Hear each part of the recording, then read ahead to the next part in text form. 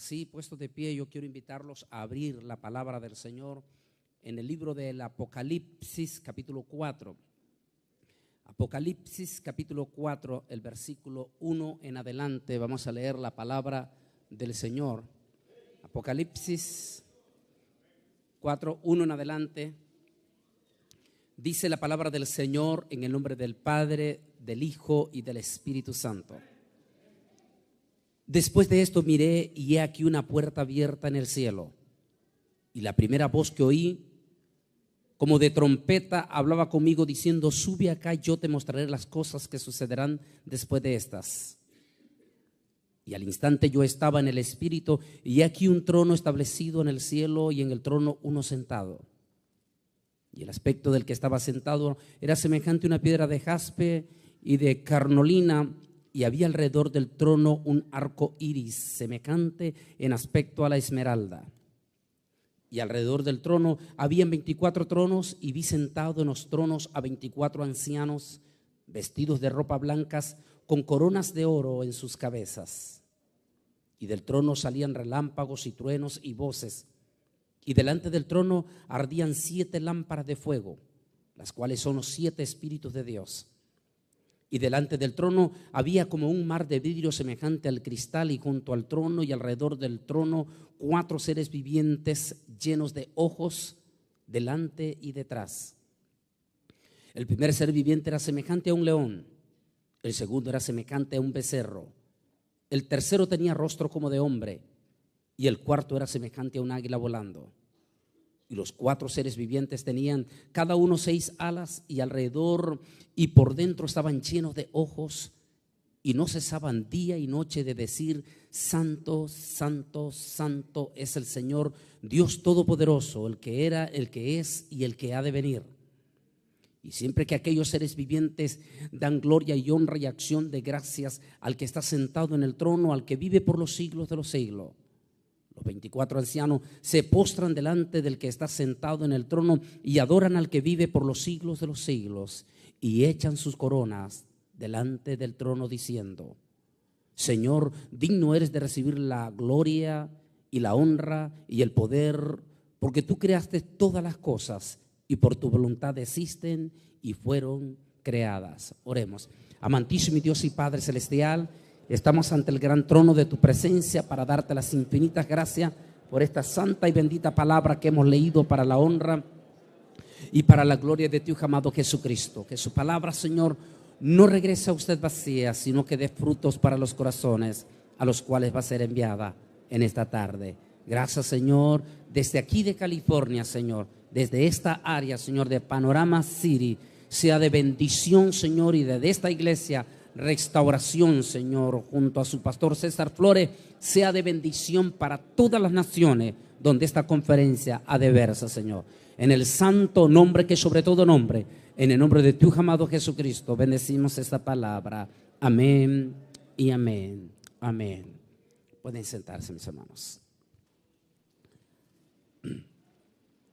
Esta tarde iniciamos un estudio de Apocalipsis capítulo 4 y Apocalipsis capítulo 5. La primera parte, el primer mensaje es el trono y el creador. Y el segundo mensaje, la segunda conferencia, que lo vamos a tener en 2 partes esta tarde, se llama el trono y el cordero. Sin lugar a duda, el libro del Apocalipsis es uno de los libros más preciosos que compone el final de los 66 libros que conocemos de la totalidad de las Sagradas Escrituras. Es el libro más perseguido a lo largo de la historia de los últimos 2000 años.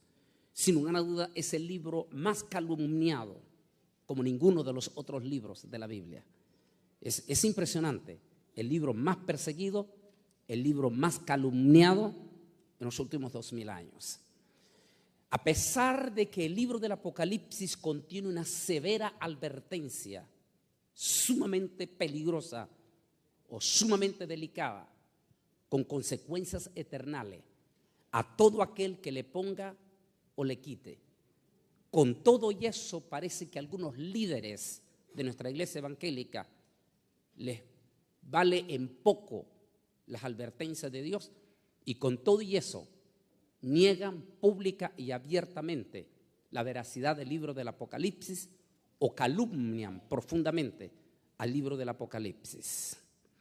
Igual que la Iglesia Católica Romana aborrece y odia el libro del Apocalipsis, en cual yo digo, por lo menos los católicos tendrán sus razones, porque si hay un libro que desenmascara total y abiertamente a la Iglesia Católica Romana, ese es el libro del Apocalipsis.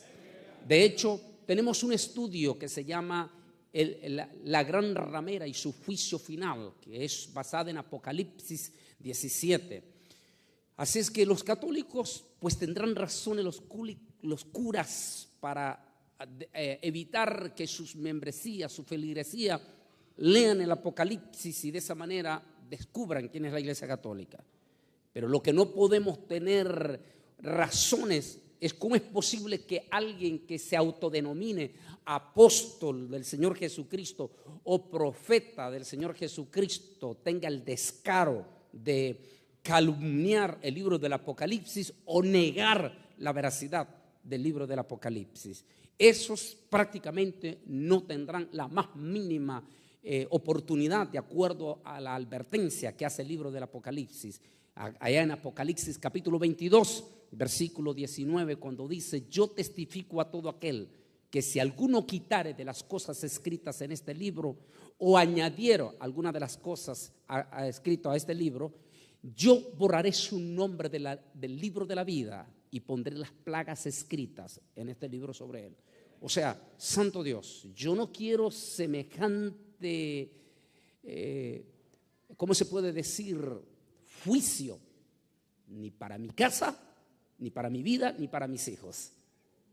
Yo pido a los pastores que se autodenominan apóstoles, o los profetas, o los que se autodenominan profetas, y digo que se autodenominan porque muchos de ustedes no los ha nombrado el Señor Jesucristo, ni tampoco los ha nombrado a profetas. Ustedes se han dado ese título, pero como ustedes se han dado ese título, tengan cuidado de no estar negando lo que el Apocalipsis dice, porque sus nombres podían ya no estar escritos en el libro de la vida.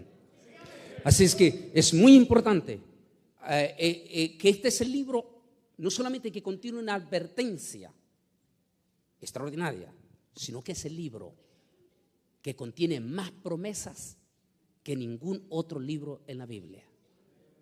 Es el libro de las promesas, el libro más precioso de todo lo que existe. De hecho, tenemos la parte 1 ya grabada que se llama La visión del Apocalipsis, donde digo que si este es el libro que tiene más promesas como ningún otro libro, debería de ser el libro más leído en todas nuestras iglesias. Y triste y lamentablemente es el libro menos leído. Es interesante. Y otra cosa muy importante, este es el único libro cuyo actor directo es el propio Señor Jesucristo. Interesante. Y de ellos doy detalles en este primer tomo que tenemos grabado, que se llama La visión del Apocalipsis, capítulo 1, que es precioso y lo recomiendo. Después de ese primer parte que tenemos grabado, grabamos en vivo en las 7 iglesias del Apocalipsis hace aproximadamente unos 8 años en Asia Menor. Grabé el estudio de las 7 iglesias del Apocalipsis y que lo tenemos hoy en día disponible solamente en CD, donde lo grabamos en el terreno de los hechos. Las 7 iglesias del Apocalipsis se lleva los capítulos 2 y los capítulos 3. Al finalizar el capítulo 3 con el último mensaje, el mensaje de la iglesia de la Odisea. Sin lugar a duda, la iglesia de la Odisea es reconocido como la iglesia de la apostasía. En ese estudio, estando en vivo, grabándolo allá en Asia Menor, y que como dije se puede adquirir hoy en nuestro ministerio, en ese estudio descubrí allá que hace muchos años, muchísimos años, nuestros líderes teólogos, y lo hacían con la más grande sinceridad, o sea, no lo hacían con mala intención, decían que la iglesia del arrebatamiento era la iglesia Filadelfia y que en la iglesia, en el mensaje de la iglesia de Filadelfia, la iglesia desaparecía y que la iglesia de la Odisea era la iglesia de la apostasía, era la iglesia después del rapto. Pero cuando estuve hace 8 años en Asia Menor haciendo una investigación profunda con una personalidad eminente de Turquía, descubrí que la iglesia no aparece en el cielo, sino hasta después de la iglesia de la Odisea.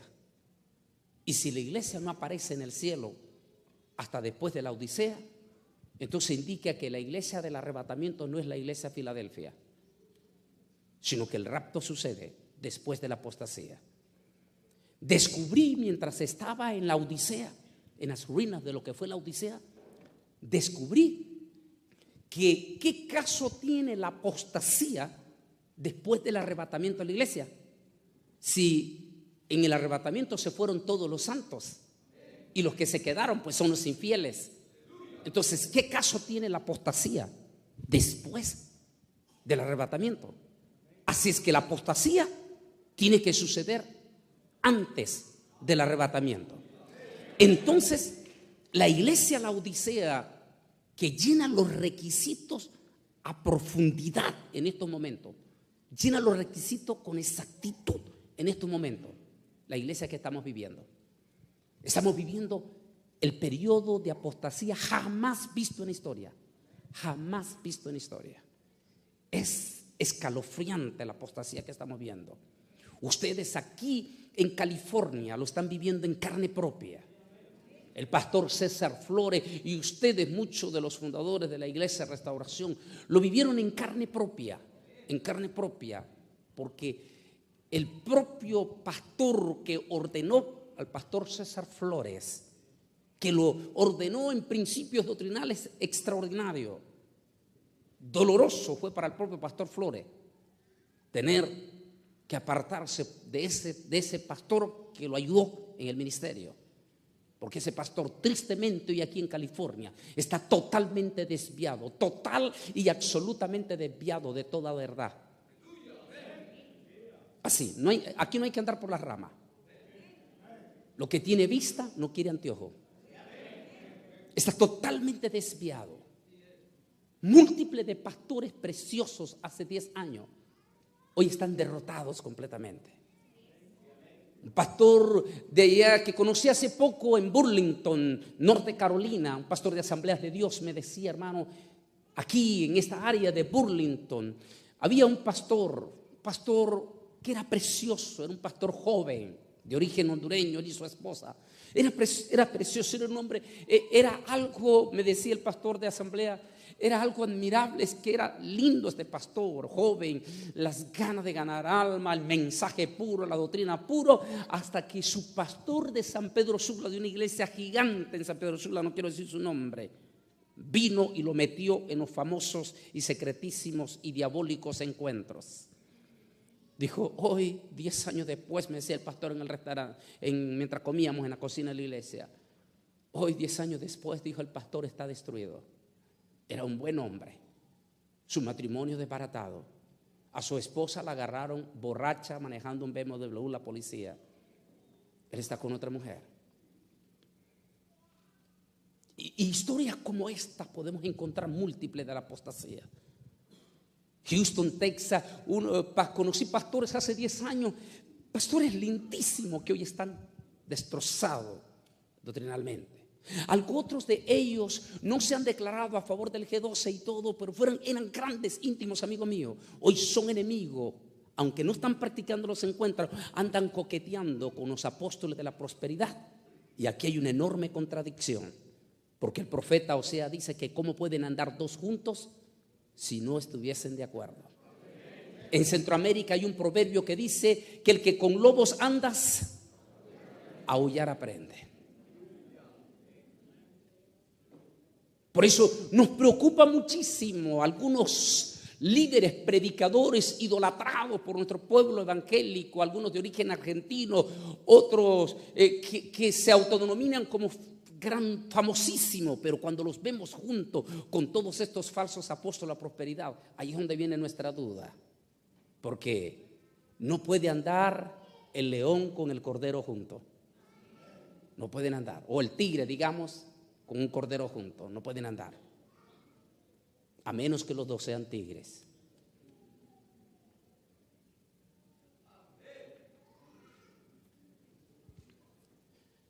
Antes de entrar, porque es muy interesante, porque la iglesia desaparece, la iglesia aparece en el cielo exactamente después del mensaje de la iglesia de Laodicea. Como dije, tenemos el estudio profundo grabado en vivo allá. Veamos el siguiente documental de la apostasía. Así es que nosotros creemos que en estos momentos, por lo que estamos viendo en California, Houston, Texas, Charlotte, Carolina, en Guatemala, en Honduras, en Nicaragua, Costa Rica, que son dos países prácticamente dominados por la apostasía, y en todo el resto de Latinoamérica, no nos queda más remedio que decir que estamos viviendo el mensaje de la Odisea. Y si estamos viviendo el mensaje de la Odisea, el arrebatamiento entonces está a las puertas. Veamos el siguiente documental antes de entrar en Apocalipsis capítulo 4. Veámoslo ver por un momento.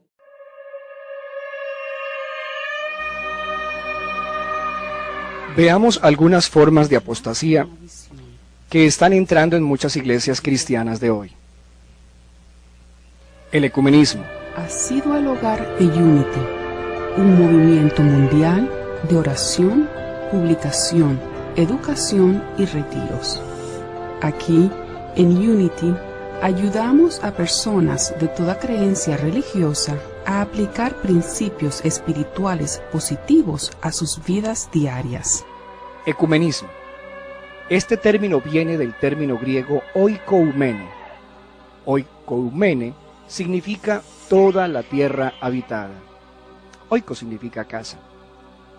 El ecumenismo de este llamado tiempo peligroso en la Biblia es la estrategia final de Satanás de reunir todas las religiones en el tiempo o en este tiempo del nuevo orden mundial para que pueda reinar el anticristo.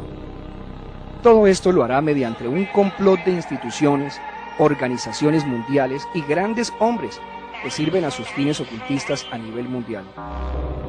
¿Qué dice la Biblia acerca de las uniones sin distingo entre creencias? Primera de Corintios 5:11 nos dice: más bien os escribí que no os juntéis con ninguno que llamándose hermano fuere fornicario, o avaro, o idólatra, o maldiciente, o borracho, o ladrón, con el tal ni aun comáis. Marcos Witt fue el ministro encargado de la alabanza en el tercer encuentro ecuménico de la Fundación Creces, C-R-E-C-E-S, Creces, Comunión Renovada de Evangélicos y Católicos en el Espíritu Santo. Este evento estuvo coordinado por jesuitas, por reconocidos pastores argentinos, chilenos, pero también por muchos sacerdotes, entre ellos el reconocido jesuita Rainiero Cantalamessa, quien es autor de un libro llamado María. Lo encontramos ahora, este jesuita, sentado a la mesa con Marcos Witt y detrás un texto clarito sobre blanco que dice que todos sean uno para que el mundo crea.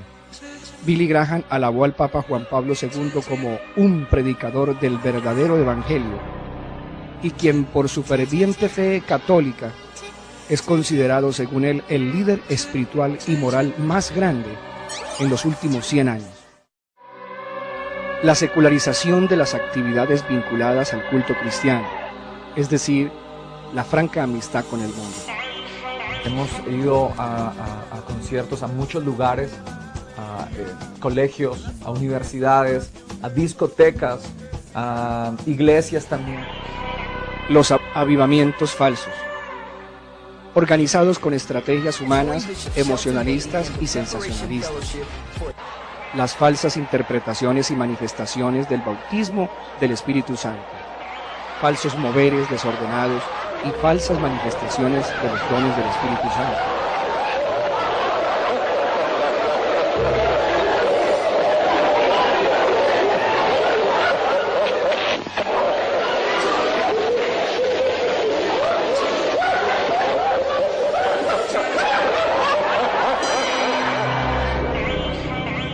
Una de las formas más aterradoras de la apostasía que se está presentando en estos tiempos de la iglesia moderna son las falsas manifestaciones como esta que estamos viendo aquí, que aparentemente es influida por el toque del Espíritu Santo. Podemos ver gente actuando de una forma descontrolada, de una forma desordenada en la congregación. ¿Podremos creer que esto es verdaderamente producido por el Espíritu Santo cuando la palabra del Señor nos dice en 1 Corintios en el capítulo 14 que Dios es un Dios de orden y nos exhorta para que todos nosotros no hagamos cosas en la congregación que puedan producir una falsa interpretación en aquellos nuevos creyentes que llegan? Dice 1 Corintios 14, 23, si pues toda la iglesia se reúne en un solo lugar y todos hablan en lenguas y entran indoctos o incrédulos, ¿qué dirán? Dice la Biblia, ¿no dirán que estáis locos? Es claramente una falta de control y desorden lo que se presenta con este que se llama espíritu de la risa santa, o también del embriagamiento del Espíritu Santo, donde algunos, como vemos en todas las iglesias que hoy están concibiendo esto como del Espíritu Santo, un engaño atroz, llevando esto a sus congregaciones y también produciendo esta clase de descontrol.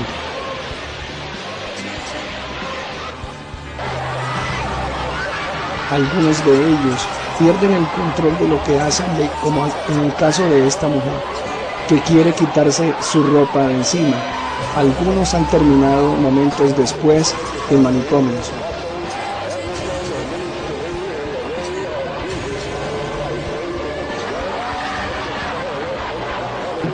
Dice la palabra del Señor, hágase todo para edificación. Última parte del versículo 26 de 1 Corintios 14. Si la Biblia nos dice que si alguno habla en lengua extraña, esto es el hablar en lenguas, dice que esto sea por 2 o a lo más 3 y por turno, y uno interprete. También la Biblia dice que esto es orden y que debemos juzgar incluso cuando los profetas hablan. Y si la Biblia restringe el hablar en lenguas a esta cantidad de personas, por 2 o a lo más 3, y eso por turno, ¿qué podremos entonces contestar cuando el Señor nos diga o nos reclame por causa de este desorden donde todos gritan y hasta algunos aúllan como lobos, como esta que escuchamos aquí, o también otros se pasean como perros, son llevados por un lacito por el pastor, y algunos otros hacen como animales, ruidos de leones y hasta ruidos de cerdos? ¿Podrá esto ser una manifestación del Espíritu Santo? Debemos seguir clamándole al Señor para que permanezcamos nosotros en la sana doctrina. Amada persona, amado hermano en Cristo, si usted ve estas manifestaciones en la iglesia donde usted va, si usted observa que hay desorden y se salen las cosas de control, déjeme decirle que los espíritus de los profetas están sujetos a los profetas, y la Biblia dice en 1 Corintios 14, verso 33, pues Dios no es Dios de confusión, sino de paz. Dios fuerte y tierno, eres tú. La proliferación de falsos ministerios apostólicos y profetas. Pero va a haber un impacto. Segunda de Pedro 2, versículo 1, primera parte. Pero hubo también falsos profetas entre el pueblo, como habrá entre vosotros falsos maestros, que introducirán encubiertamente herejías destructoras. Yo puedo tener una visión constantemente mientras estoy orando y puedo ver. Y vienen estos engaños, y se reciben porque vienen revueltos con una serie de verdades o medias verdades, para poder entrar encubiertamente. Esta es la forma sutil del engaño de Satanás en estos días de apostasía antes del rapto de la iglesia. Bajo el favor de Dios, todo lo que pidas te lo van a conceder, Guatemala. Es el tiempo del favor de Dios para ti. Es el día, es la hora exacta, y te voy a llenar de prosperidad.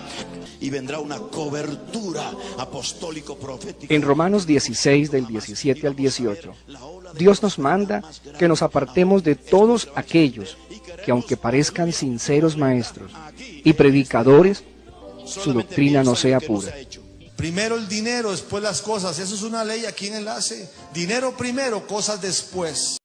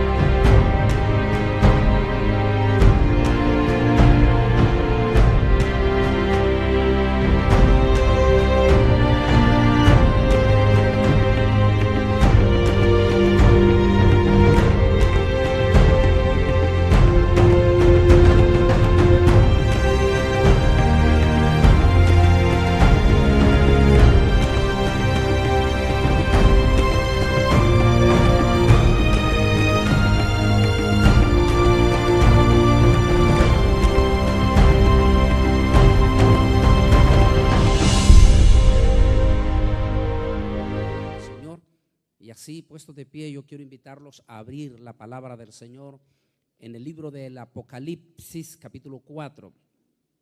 Apocalipsis, capítulo 4, el versículo 1 en adelante. Vamos a leer la palabra del Señor. Apocalipsis 4, 1 en adelante. Dice la palabra del Señor en el nombre del Padre, del Hijo y del Espíritu Santo. Después de esto miré y he aquí una puerta abierta en el cielo. Y la primera voz que oí, como de trompeta, hablaba conmigo diciendo: sube acá, yo te mostraré las cosas que sucederán después de estas. Y al instante yo estaba en el Espíritu, y he aquí un trono establecido en el cielo, y en el trono unos... 24:42. Velad pues, porque no sabéis la hora en que ha de venir vuestro Señor. Quiero que sepan, hermanos, que Jesucristo podría venir el próximo mes, o podría venir la próxima semana, incluso hoy mismo.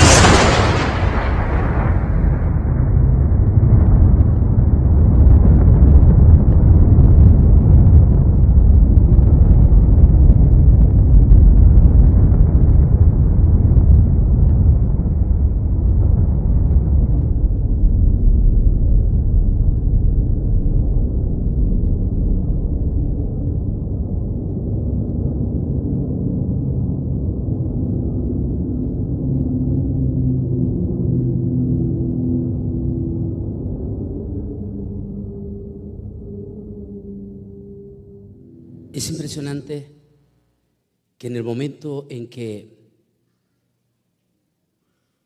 suceda el arrebatamiento de la iglesia, sin lugar a dudas será un acontecimiento de gran envergadura. Tenemos un estudio que se llama Momentos antes y después del rapto. Ese momento que sucede el rapto. En este video nos da una idea la gente que se va a quedar. Mientras en la tierra, en ese momento va a haber pánico, va a haber un desorden descomunal.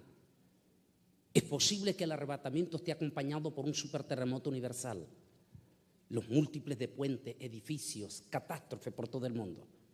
Mientras en la tierra hay lágrimas, llanto, los noticieros estarán hablando minuto a minuto de la catástrofe y de la desaparición misteriosa de los cristianos. Los santos redimidos nos encontraremos con el Rey de Reyes y Señor de Señores en las nubes, juntamente con todos los seres queridos, con todos los cristianos de todos los tiempos y con todos los santos del Antiguo Testamento. Todos ellos en ese momento se habrán levantado de sus tumbas con cuerpos glorificados, y ahí en los aires, en una parte especial del espacio, ahí donde nos encontramos con el Señor Jesús, llevados bajo el poder del Espíritu Santo, recibiremos vestiduras blancas con cuerpos angelicales, y ahí en el poder de la grandeza de Dios somos invitados, que ese es uno de los subtítulos de este tema, invitados al cielo. Tenemos un estudio que se llama así, invitados al cielo. Y al llegar inmediatamente, porque recuerde lo que le dijo el ángel, lo que dice Daniel, aún no había terminado de decir la palabra cuando ya estaba el ángel Gabriel aquí en la tierra. Así es que va a ser impresionante cómo vamos a estar en el tercer cielo.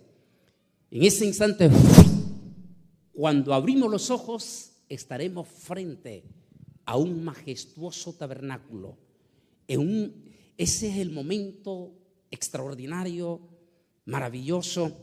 Y creo que en ese momento donde dice, después de esto miré y vi que había una puerta abierta en el cielo, y la primera voz que oí como de una trompeta hablando conmigo dijo, sube acá y yo te mostraré las cosas que sucederán después de esto. Esa invitación que le hace el Señor Jesucristo, esa voz que le hace a Juan en un símbolo de la iglesia, porque es muy interesante, aunque muchos dicen, no, eso no necesariamente quiere decir que es la iglesia. Lo interesante de esto es que a partir del capítulo 4 en adelante, la iglesia no se vuelve a mencionar en el libro del Apocalipsis. No se menciona más dentro de la tierra.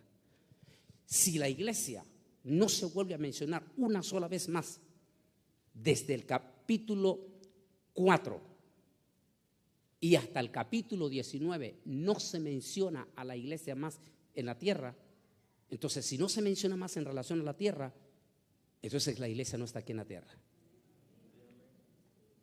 Entonces, en ese momento en que la iglesia dice, al instante estando yo en el Espíritu, vi un trono establecido en el cielo y un trono y uno sentado, y la apariencia del que estaba sentado era semejante a una piedra de jaspe y de carolina, y alrededor del trono había un arco iris semejante en su apariencia a la esmeralda. En ese momento nosotros estamos en el cielo y al reaccionar estamos en un majestuoso trono. Nuestra mirada se centra o se centrará en ese momento, todos ya con cuerpo glorificado, los que seremos arrebatados cuando estemos vivos todavía y los que han muerto en Cristo Jesús. Estamos frente a aquel majestuoso trono. Nuestra mirada se centra, porque estamos junto con Juan en ese momento, nuestra mirada se centra en un majestuoso trono, un trono que comienza a describir punto por punto Juan, en el cual podemos decir que está describiendo la grandeza y la gloria de nuestro Rey de Reyes, nuestro Dios Todopoderoso. Este capítulo comienza con una invitación al cielo. Aquí a Juan se le invita a subir. Podríamos decir que a la iglesia se le invita a subir, mientras que en el capítulo 19, 11, el cielo se abre para ver venir al Señor en poder y en gran gloria.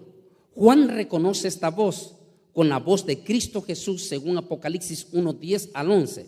La visión de trono y la figura majestuosa que Juan ve aquí tiene un parecido con la visión de Daniel capítulo 7 y versículos 10 y 11, que es precioso también. O sea que inmediatamente Juan va a coincidir en estos instantes, va a coincidir con la visión que vieron algunos siervos del Señor, entre ellos Daniel, Ezequiel, inclusive el propio Isaías también vio la gloria del Señor. Hay un texto, un pasaje que es impresionante que dice el profeta Isaías, y que aunque los estudiosos tratan de darle una concordancia en relación a otro, todos los demás sí queda la expresión de que este texto lo dijo Isaías algo más que la tierra simbólica de Israel. Por ejemplo, aquí Isaías 33, 17 dice: tus ojos verán al rey en su hermosura, verán la tierra que está de lejos, que está lejos. Ahora, eso es muy interesante. Isaías dice: tus ojos mirarán la hermosura. En el trono, en el capítulo 4 Apocalipsis, somos arrebatados y estaremos viendo la hermosura, la majestuosidad de ese anciano de día, de ese personaje que no se describe personalidad, porque es imposible. Lo más bello, lo más extraordinario, lo más inimaginable, ese es nuestro Dios. Por eso no se puede hacer una imagen de Él, porque no se puede describir la majestuosidad de Él. Es por eso que Daniel le llama el anciano de días. Ese majestuoso Señor en el cual nos encontramos en ese momento, en el cual Isaías soñó. Y por supuesto este pasaje nos da a entender que estamos, porque dice: y miraremos, lo que quiere decir en el siguiente, la parte 2 que voy a grabar, el trono y el cordero. La iglesia estaremos desde el cielo viendo en vivo y a todo color cuando el cordero toma el libro del rollo y cuando ejecuta los juicios sobre la tierra. Lo que quiere decir que junto al Cordero miraremos desde el cielo a la tierra. Por eso, y este pasaje nos da esa luz. Pero sigamos aquí. Este pasaje, que aunque se puede interpretar como la extensión de la tierra de Israel, también pudiera interpretarse en paralelo con este pasaje de Apocalipsis capítulo 4. Pues el profeta habla de ver la gloria del Señor en su hermosura. Lo mismo sucede aquí en Apocalipsis capítulo 4, donde Dios nos arrebata para ver la hermosura de Dios del trono del Creador.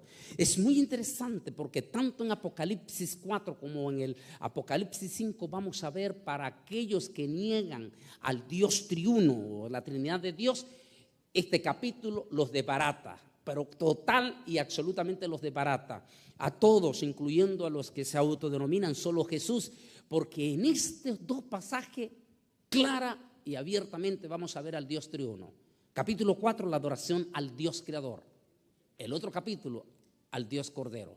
Qué interesante. Pero vamos a seguir allí hablando de todo esto, y ahí vamos a ir encontrando al Dios triuno. Mire bien la palabra triuno.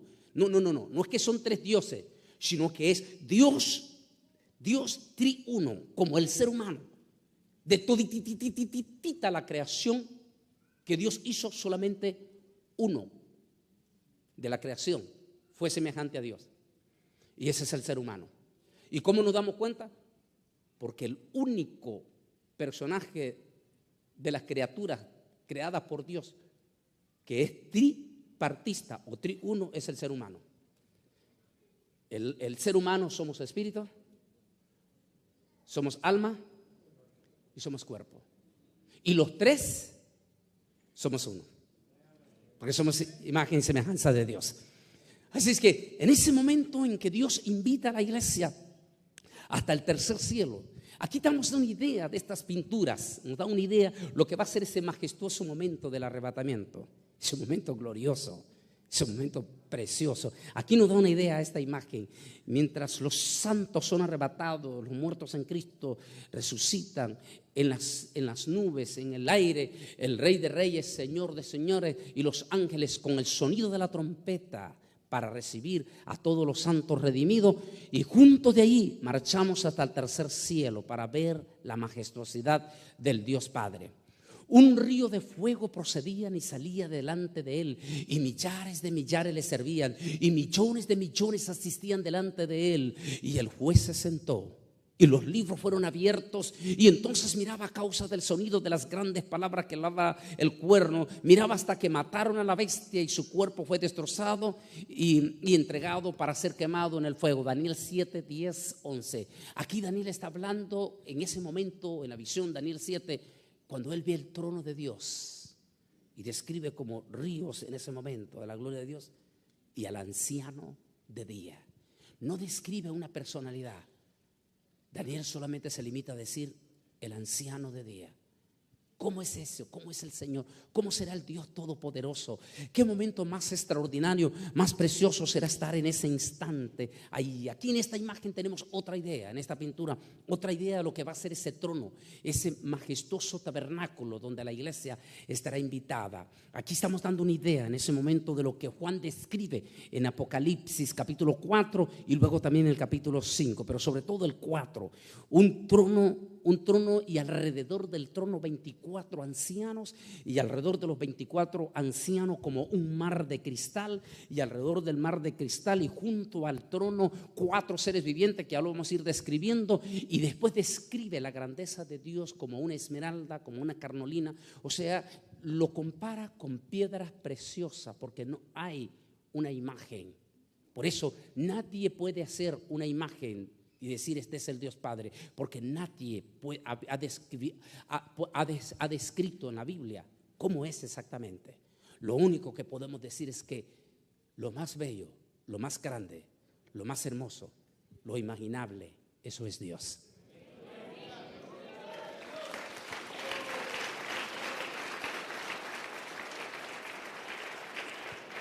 Aquí tenemos otra idea en esta imagen, en esta pintura.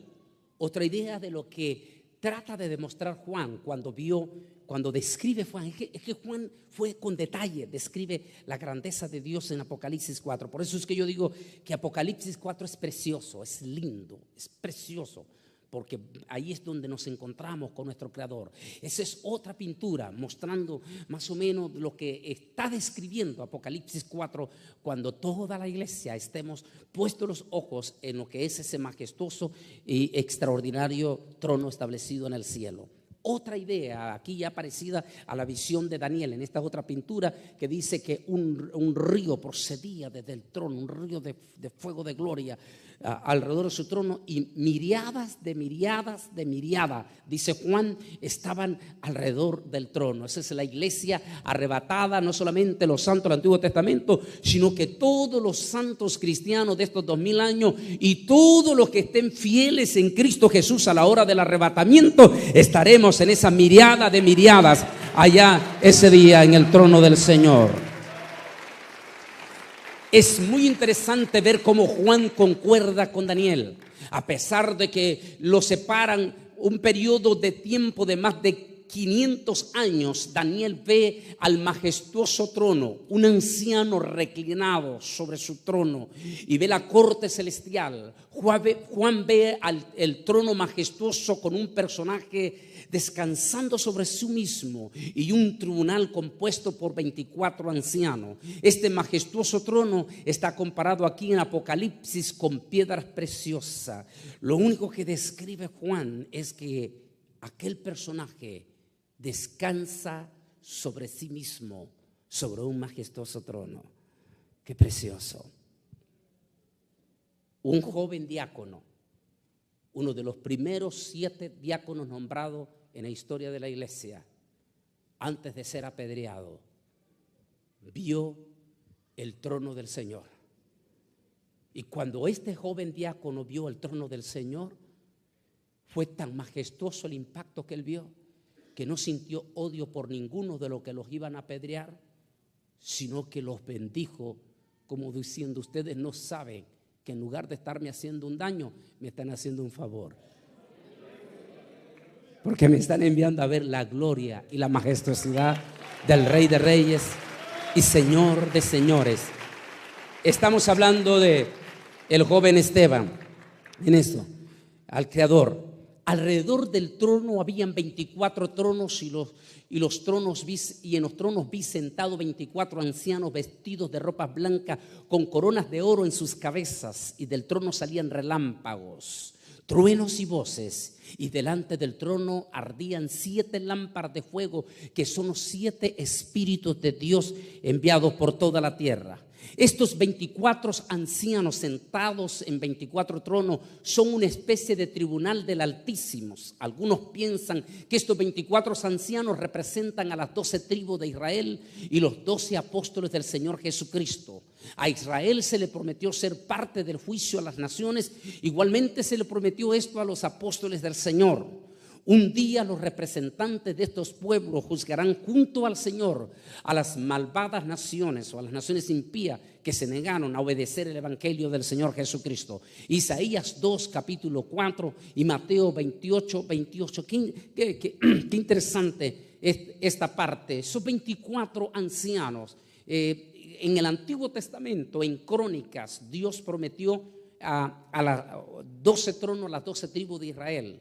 Y en Mateo capítulo 19, 28, Dios prometió 12 tronos a los 12 apóstoles del Señor Jesucristo. Que es muy interesante, porque hemos dicho una y otra vez, y lo reiteramos esta noche otra vez: el Señor nombró solamente 12 apóstoles en cuestión o en autoridad de jerarquía. Solo a esos 12 apóstoles tuvieron calibre de jerarca. Solo esos 12 apóstoles.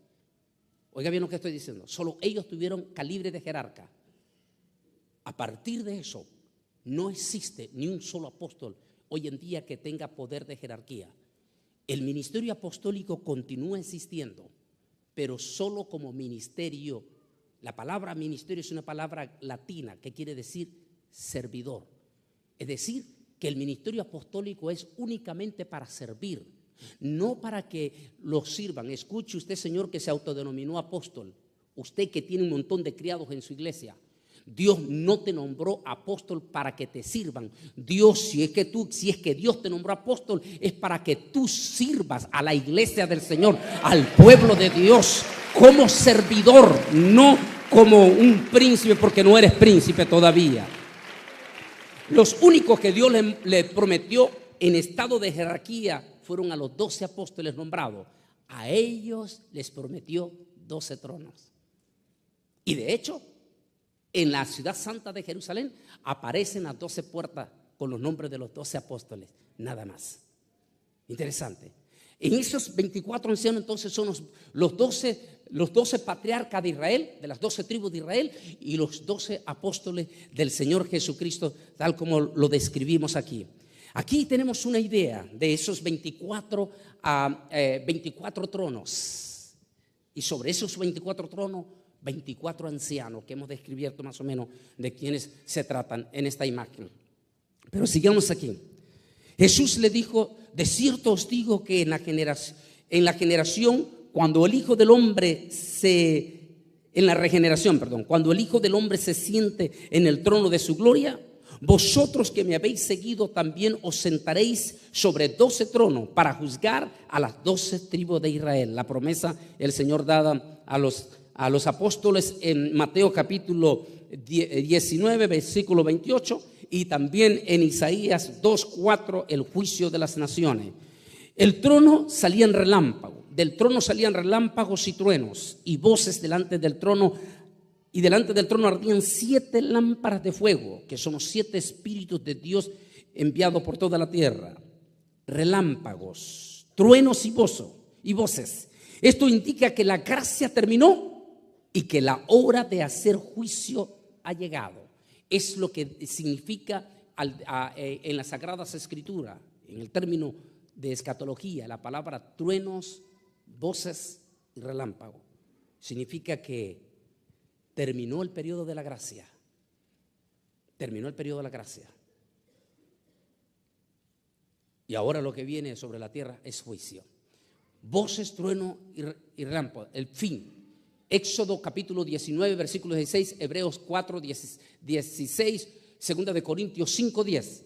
Las 7 lámparas ardiendo representan la plenitud del Espíritu Santo. Al decir que ardían, indica la ira de Dios para el mundo. Qué interesante. El que está sentado en el trono es el majestuoso Padre, es el anciano de día, está la primera persona. Y en el trono mío, en el mismo trono, habían 7 espíritus. Significa la plenitud del Espíritu Santo. Ahí está la segunda persona ya. Ardía, quiere decir, porque si la iglesia ya está en el cielo, comienzan los 7 años de gran tribulación sobre la tierra, que se conoce como la ira de Dios sobre la tierra.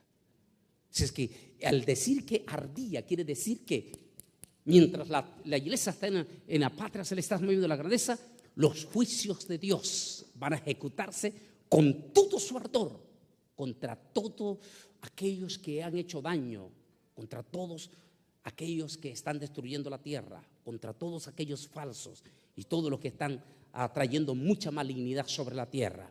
Pero sigamos aquí. Dice: también delante del trono había como un mar de vidrio semejante al cristal, y junto al trono y alrededor del trono habían 4 seres vivientes llenos de ojos por delante y por detrás. Apocalipsis 4:6. Mar de vidrio, un contraste con el mar de las naciones. Significa, es símbolo de quietud, pureza, paz, cristal. Significa que no habrán más secretos para nosotros. Qué interesante, un contraste con el mar que hoy en día nosotros conocemos, un mar agitado, un mar que produce miedo, que cuando está embravecido nos da miedo. En el cielo es un mar de cristal.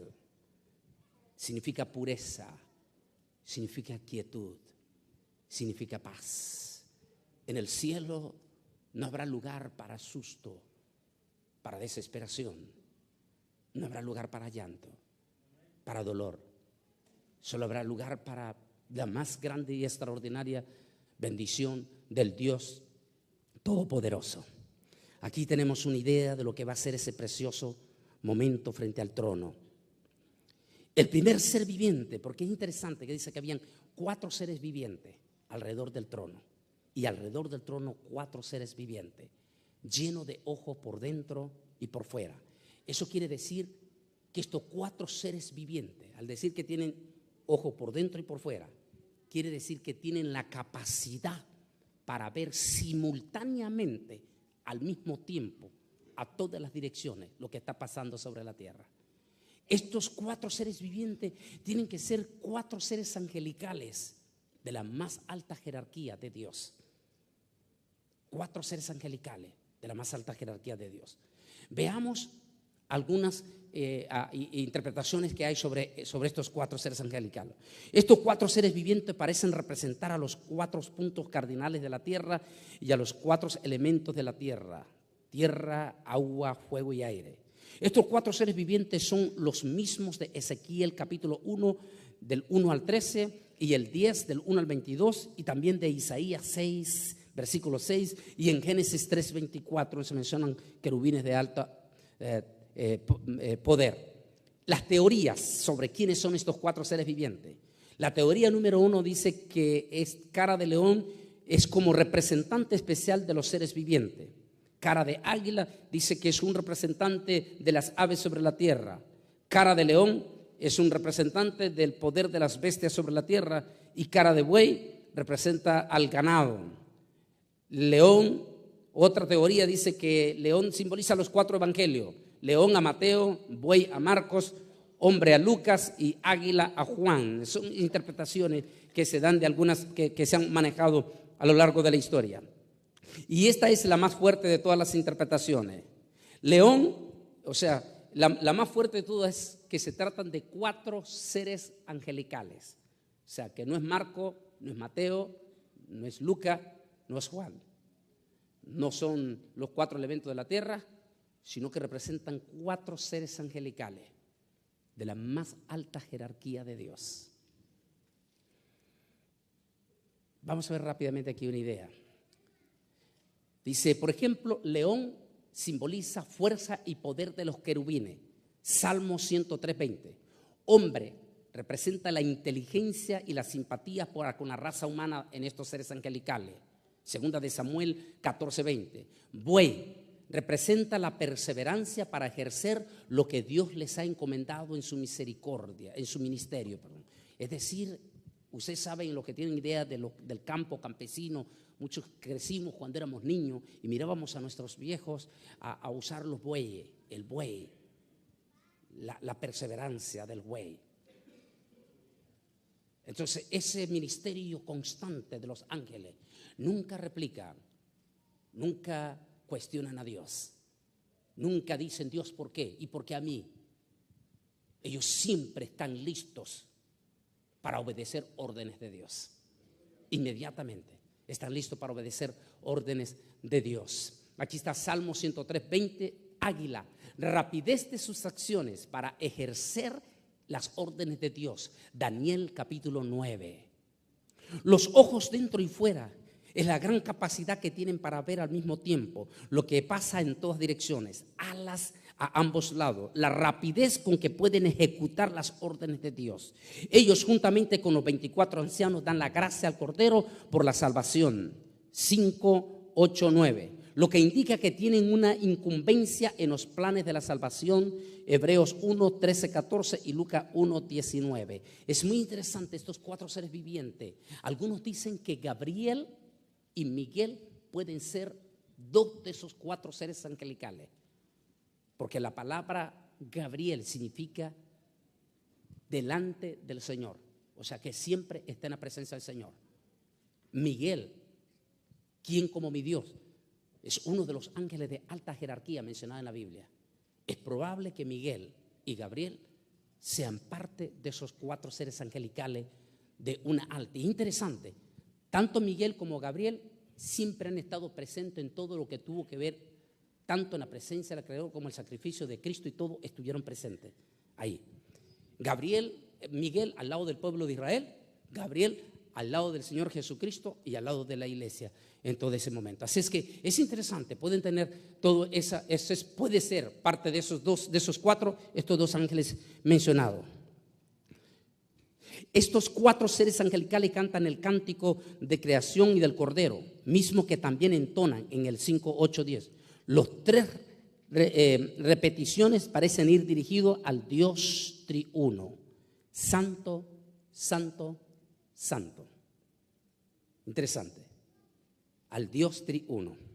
Cada vez que aquellos seres vivientes dan gloria y honra y acción de gracia al que está sentado en el trono, que vive por los siglos de los siglos. El trono fue representado en el arca, en el tabernáculo donde el Señor aparecía. Éxodo 25, 22. El que era, el que es y el que ha de venir habla de la naturaleza del eterno Dios y el pasado, presente y futuro de Dios. Cuando los 4 seres vivientes, dicen santo, santo, santo, y a Él sea la honra, al que está sentado sea la honra y la gloria, al que ha de venir. Inmediatamente se da eso. Déjeme pasar esta parte, que ya estamos en la parte finalizando ya en esta primera parte. Dice: los 24 ancianos se postran delante del que está sentado en el trono y adoran al que vive por los siglos de los siglos, y echan sus coronas delante del trono diciendo a Él. Apocalipsis capítulo 4, 12. Los ancianos echan sus coronas delante del trono para simbolizar el deseo de someter la autoridad de ellos a la luz de los méritos de Dios como creador. Como nadie duda de la capacidad de Dios para crear, solo a Él se le puede adorar y reconocer en su calidad de soberano. Es lo que quiere decir en ese momento la adoración total. Cuando los 4 seres vivientes dicen santo, santo, santo, al que está sentado en el trono, al que es, al que era y el que ha de venir. Mire qué interesante. La misma expresión se le da al Señor Jesucristo. Lo que quiere decir que, como vamos a ver en el siguiente capítulo, Jesús y el Padre son la misma persona. Interesante. Cuando eso sucede, los 24 ancianos de inmediato se bajan, tal como lo estamos viendo aquí. Inmediatamente se bajan del trono, se bajan de sus tronos y se tiran y se postran de rodilla. En ese momento se postran de rodilla y quitan sus coronas y ponen sus coronas a los pies del que está sentado en el trono, dando a entender que solo al Creador y únicamente el Creador es el dueño y el digno de toda honra, de toda gloria, de poder y majestuosidad. A Él sea la honra, la gloria por los siglos de los siglos. Señor, digno eres de recibir la gloria, la honra y el poder, porque tú creaste todas las cosas y por tu voluntad existen y fueron creadas. Así es que ahí termina todo esto interesante. Yo quiero cerrar con esta palabra. Es sumamente peligroso.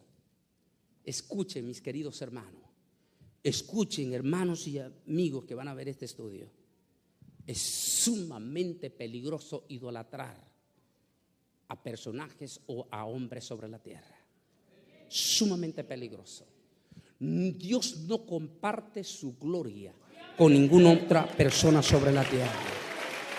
Tengan cuidado. Tengan mucho cuidado. Cuando algún líder, pastor de su iglesia le diga: tenga cuidado, usted no me puede tocar a mí porque yo soy el ungido de Dios. Tenga cuidado. La Biblia nos manda a tener respeto por los siervos de Dios, pero no nos manda a adorar a los siervos de Dios. Al único que tenemos derecho de adorar es al Rey de Reyes, Señor de Señores, Dios Todopoderoso. Y es así como termina el capítulo 4 de Apocalipsis, con adoración al majestuoso, al creador de todas las cosas. Solamente a Él y nada más que a Él tenemos que adorar. Únicamente a nuestro gran Dios Todopoderoso.